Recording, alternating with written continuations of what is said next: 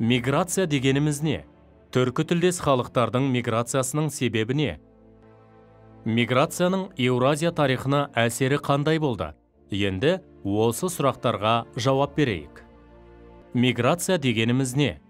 Миграция адамдардың бір аумақтың шекарасынан өтіп, сол жаңа жерде ұзақ уақытқа немесе бір жолата қоныс тебу процесі. Түркітанушы Лев Гумилев ұлы қоныс аудару этностардың өмір сүруге неғұрлым қолайлы жерлерді іздеп, қолайсыз аймақтардан кетуі деген сипаттама берген. Түркі тілдес халықтар миграциясының себебі не? Біздің заманымыздың бірінші мыңжылдығының орта тұсында ғұндардың солтүстік Монғолиядан Әмударияның төменгі ағысына дейінгі жерлерді басып алуы этногенетикалық құбылыстардың жаңа кезеңі болды. Осы уақыттан бастап түркі, үйсін, қаңлы, қыпшақтардың ұрпақтары жедел араласып, түркі тілі басым тілге айналды. Түркілер миграциясынан кейін қазақ жерінде түрік қағанаты құрылды. Түрік қағанатының территориясы шығыста Алтайдан бастап, батыста Каспий теңізіне дейінгі аралықты алып жатты. Түркілердің Алтай тауларынан Еуразия жеріне қоныс аударуының саяси, экономикалық, демографиялық және мәдени себептері болды.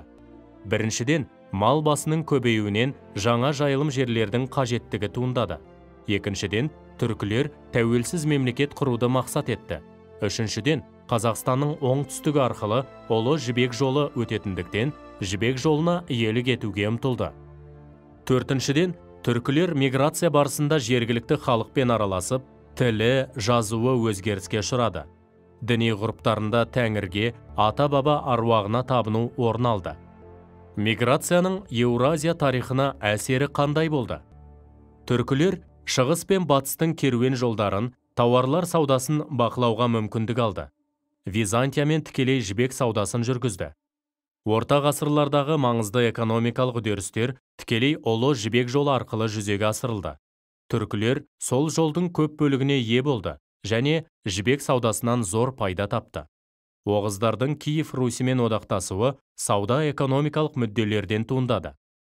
Киев Русіндегі көпестер үшін шығыс елдерінің бай базарларына жол ашылса, оғыздар үшін Дон, Қара теңіз маңындағы далалар мен мал жайылымдары қажет болды. Миграцияның нәтижесі қандай болды? Тайпа аралық байланыстардың нәтижесінде болашақ түркі ұлттары қалыптасты.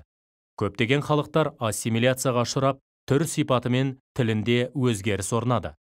Оғыздардың құрамында түркі тілдес тайпалармен қатар, үнді еуропалық және фин-угор жаңа этностар пайда болды. Моңғол тектес бет-пішін басым болды. Қыпшақтардың батысқа жылжуы Еуропа, Венгрия, Болгария халқының этникалық жағына ықпалын тигізді.